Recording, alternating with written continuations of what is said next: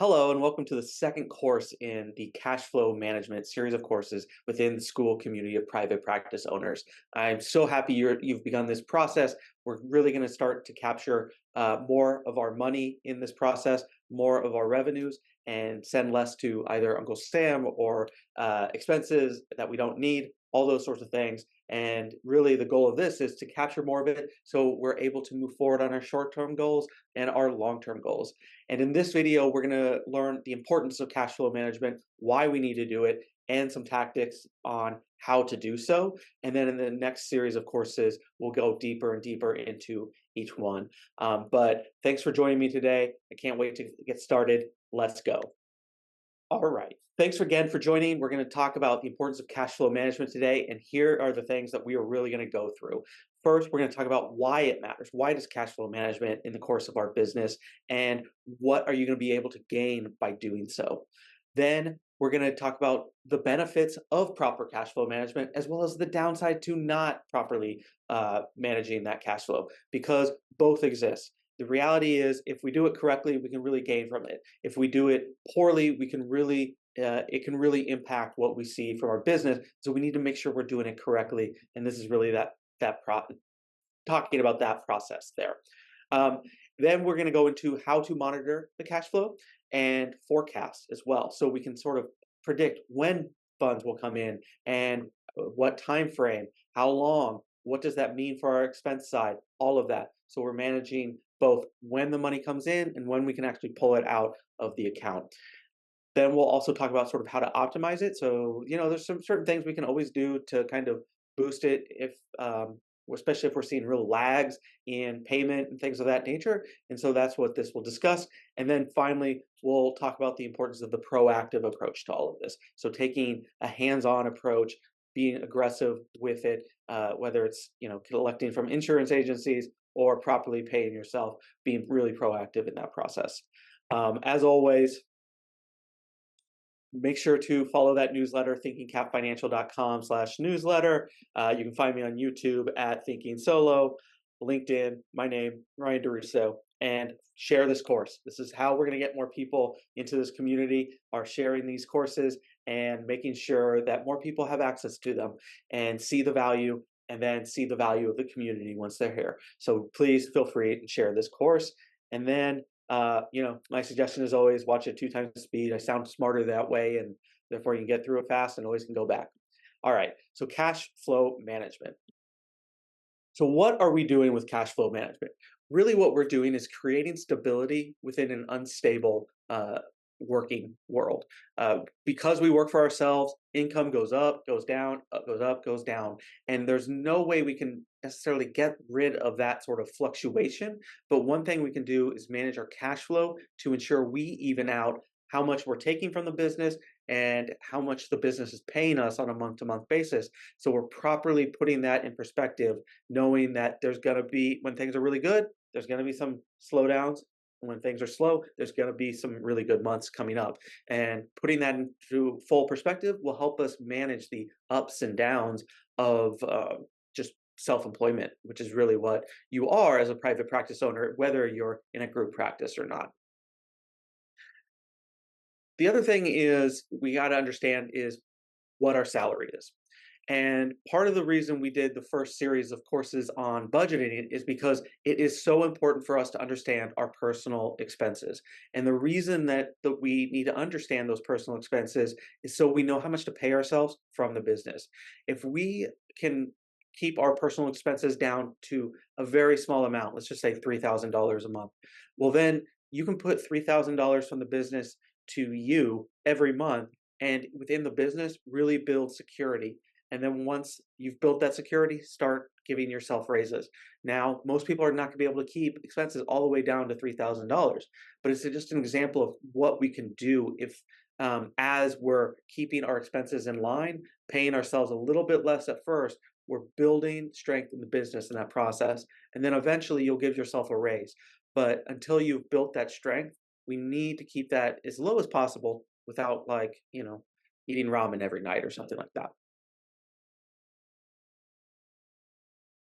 So what happens if you don't do this? So, like, in the situation where someone's not managing their expenses and their income, the cash flow management is the same thing. And so if you're not properly managing it, what's going to happen is you're going to overpay yourself in times where you're doing really well and underpay yourself when times are doing really bad. And what's going to happen is that debt's going to start to grow because at some point you're going to be spending more than you're making and the debt's going to increase. And meanwhile, you're not going to be able to catch up because the months won't coincide with when the credit card debt is due and whatnot. So eventually, if you're not properly managing this, you're going to see your debt rise. When you get to tax time, it's going to create huge headaches because you haven't properly accounted for taxes during this whole process. And if you haven't properly allocated for taxes, come tax time, especially in good years, you're going to see a significant hit to your bottom line. And I've talked to many people who had their first good year, but they didn't properly manage the cash flow, and they had very little money going into tax time, and suddenly they owe $25,000, $30,000. Where are they going to find that? They'll probably increase debt in that process. It's also going to create financial instability if you're not properly doing this. All of those things, increasing debt, tax time headaches, it leads to financial instability. So financial instability is kind of the greater arc of it, and these are the symptoms. And if you're not properly managing the cash flow, you're going to feel a little more unstable at all times because you don't know how much money is coming in, how much is going out, that sort of thing. It's going to reduce your flexibility because one, you're going to have more debt. You're not going to have as many options at your disposal in order to address concerns or questions or things of that nature. But then also what's going to happen is you're just going to have less cash available to really protect yourself. And so when you need to like maneuver around, a financial concern, you don't have that flexibility to do so. You're not going to be able to invest in the future because you're taking everything from the business or you're not taking anything from the business. And therefore, there's no cash or revenues allocated to that long-term protection. And then business becomes a burden. It's every month I have to make a certain amount of money or else I'm in real trouble because you've never been able to build an emergency fund. You've never been able to grow beyond just your monthly take. And we want to avoid that because if we are only doing that, then we're going to be in real trouble come, eventually when we face burnout or something along those lines. But why does this matter? And part of it is because you're making far less than you realize. I put together a sheet within the show notes, and what it does is take a look at what revenues mean for a self-employed person and what that kind of equivalent to for a W-2 employee. And because of taxes, because of self-employment taxes in particular, and as well as business expenses, your revenues are a lot less than you think once you get down to how much you're getting paid. For instance, a practice making $120,000 a year with $20,000 expenses, that's equivalent to about $92,000 in W-2 earnings. It doesn't mean you can't get ahead as a solo owner because when you work for yourself, the sky's the limit in terms of what you can reach. Maybe as a W-2 employee, the top level you can reach is that $92,000 mark, but you could make $200,000 in revenues, which equates to maybe $166,000 in the W-2 equivalent. You could never achieve that in the short term as a W-2 employee potentially, which you can in the private practice. So there's value to it, but you're making a lot less than that revenue number says you're making. And you got to realize that's revenue. That's not your income, and it's certainly not your after-tax income. So how do we do this? Well, first, like the first video talks about, we need to track the income and expenses. We need to know what's going out and what's coming in. And if we're not doing that, then we can't run our business because we don't really know what's going on.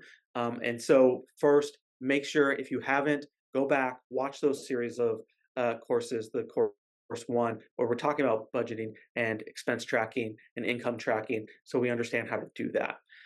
Two, it's time to start forecasting when you will actually receive money.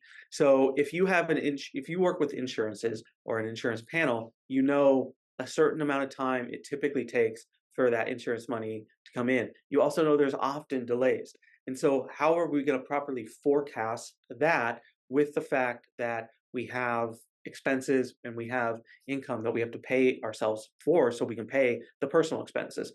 And we can't do that unless we're kind of forecasting when the cash is coming, forward, and how we're growing in the future, and estimating properly, not estimating like this is the best case scenario situation, but this is the more realistic situation. Sure, if things are better, it's always gravy in that case.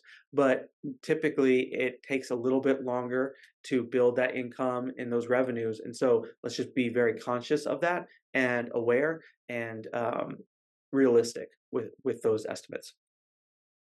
The other thing you can do as you're building these cash flow processes is start creating initiatives to ensure more cash flow, whether that is shifting more to private pay clients, whether that's third party income streams or secondary income streams, passive income streams, real estate, whatever we're sort of like interested in, we can start building cash flow initiatives that encourage either more consistent cash flow at regular intervals or larger cash flows at certain intervals. And if we're doing that, then we're building protection within the practice. So it's not just hoping month to month we have enough clients coming in and that's going to cover everything, but we're actually building cash flow initiatives to make sure that no matter what happens with the practice, we're covered in other areas. We're also building emergency funds. This will be an entire video where we're talking about emergency funds, but we want 3 months in the personal side and 3 months in the business. That way, both sides are protected. No matter what happens, on the personal side or the business side, we have enough cash to cover us for at least 6 months from that standpoint. And that will build really long-term protection. And then if you do that within the business, it also allows for things like vacations and time off and things of that nature. So one, we can rest, we can avoid burnout that way and feel like we're actually growing in the business as opposed to just, waiting water. The other aspect of a cash flow management is really being proactive. All of these sort of things that I talked about is talking about being proactive in your approach to cash flow management. You need to know how it's coming in, where it's going in, where it's coming from, and when it's going to get into the personal side of things. So like the complete flow of income from client to you. And being more proactive in that approach is going to help you have much clearer understanding of when the money's coming in and protection in case it doesn't come in quite as fast as you expect. One ways that we can help increase the cash flow and ensure more timely um, payments, it's going to depend on what you're comfortable with, what your situation is, and really your client base. But there are some things that you can do, whether it's negotiate better repayment terms. This could be, talking to private pay clients about getting paid the immediate day that you are seeing them, or working with the insurances as much as you can to ensure a timely payment or a third party tool that works with the insurances to make a timely payment. But it could also be like, if you work with corporate groups, having clear terms for repayment, discounts if you need to increase those payment flows faster. Say they're 90 days, but you need it in 30 days, 10% off or something like that can help do that. Um, the other thing we can do is reduce expenses on the business side. So if we're reducing expenses on the business side, we can then have more cash on hand that's not going to the expense line. We know how much we're paying ourselves on the personal side, and so it just can flow from there. It protects from those like really long stretches. We say like a cyber attack that hits an insurance company that could never happen. It did happen, this year, and I saw many clients kind of suffer from that. And so, how do we protect that? As much as we can manage it ourselves, and one way is through reducing those expenses. Build new cash flow streams. Talked about this already, but building those passive streams, those secondary income streams, whether that's courses, whether that's different like group settings or uh, third party businesses, or if you're typically a talk therapist but you have an expertise that can work with like a corporate side, having a small uh, what's it called, consulting arm, then all those things can help create other cash flow streams. So while one may be slow, the other one may be very fast, and having multiple ones is going to help protect in that process. And then build a mix of different clients. It's the same thing as having different streams. Different clients can, uh, as clients come and go, you can have different sort of outlets to attract more clients, and that's going to increase the cash flow. So what is cash flow forecasting? Essentially what we're doing is we're asking when will the funds hit and the bank account in which they will hit. So this would mean predicting when the funds will hit the business bank accounts, but also when they'll hit your personal bank account. Um, the personal bank account may be easy because we have a very static way of paying ourselves. Maybe it's every 2 weeks we get this amount of money, and that's fine. Hey, that's great. The easier you can make it, the better. What you will find on the business side, though, is it'll be a little harder to forecast, especially if you're working with a lot of insurance panels who may be slower to pay. But let's say over the course of the next 3 months or 3 months, you're expecting about 10K in insurance payments each month, or you're expecting 3 months of 5K in private pay clients. So either 15,000, 10,000, or 5,000, depending on your situation. But when are they going to hit? Is that all going to hit the first of the month? Is it all going to hit the middle of the month? Is it all going to hit the end of the month, or somewhere in between? And if it's somewhere in between, kind of track it out. What are you going to be looking at on a per week basis? Is that going to reach the mark that you're expecting? And then once you know that, once you have a plan for that, then you can say, okay, this means I'll have this much left in the bank account to pay myself, this much for taxes, and this much for expenses, and everything is kind of flowing to the right spot. But if you're not sure if the money is coming in, when it's coming in, then what's the resource to protect yourself if it doesn't come in on time? And what's the secondary or backup plan in case that happens? And if we're doing this, then we can, properly predict as much as humanly possible. But if we're not, then we're just kind of hoping, and it becomes stressful because what if it's a day late? What if it's 2 days late and you don't realize? Well, it's important at that point to get on the phone with the insurance company and figure out what's going on. But if you don't realize it's late, then you might be late to call them. It might come to you later, that sort of thing. And so that's where that proactive approach is really going to help, and the forecast is going to help you understand when to be proactive. So what if insurance is slow to pay? I mean, there's many different things that you can do um, with this. One is be a pit bull and call those insurances over and over and over again and expect payment. Like, you did the work. They're the ones being slow. Sure, it might be a coding thing or whatever, but we need to figure out what is wrong and why you haven't been paid, and get them to tell you the right answer, so you can get paid. And the more of an annoyance you become, the more likely that's going to happen faster. Um, what is your response if clients suddenly dwindle? How are you going to respond? This plays into that proactive approach, because we need to determine, like, what are you going to do in that situation? And if you're not sure, then that could be problematic. But if you're proactive in sort of thinking about these things, when you start to see it dwindle, you can, one, put that plan in place, or two, have put that plan in place already to protect for when they would dwindle. That would be like secondary income streams and stuff like that. And so, if, like, through cash flow forecasting, you realize that every summer you see clients dip by 15%, and suddenly clients are dipping by 15%. One, you're not necessarily going to just totally be worried, because you know that this happens every single year. And two, you can either build something to protect during those downtimes, or increase outside efforts to cover the cash for that month or whatever. So we're being proactive in that approach. What if outside cash streams don't take off? This is a reality. Like, a lot of those things, it's just like starting another business. They don't work. And it doesn't mean you shouldn't do it. It doesn't mean it won't have value down the line, but it may not catch on nearly as fast as you hope. And what if that's the case? What will of impact will that be? And what's the backup plan if it doesn't work? And what is it, another secondary income stream? Is it another outlet for your therapy? Is it a different type of therapy? All these sorts of things can be the answer, but just know what it's going to be if, in case your number one option ends up not being quite as robust as you had hoped.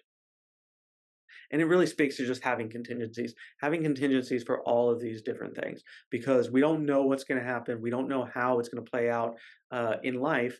Just feel like we can't predict what's going to happen tomorrow. We can't predict what's going to happen in the business tomorrow, but we can estimate. And that's really what it is. We're estimating and then building a contingency in case that estimate is wrong.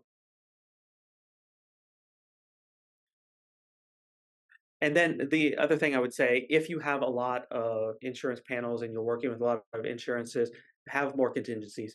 We know that they take a long time to pay sometimes. We know that something happens internally there and suddenly it's an extra month, 2 months, 3 months before you actually get paid.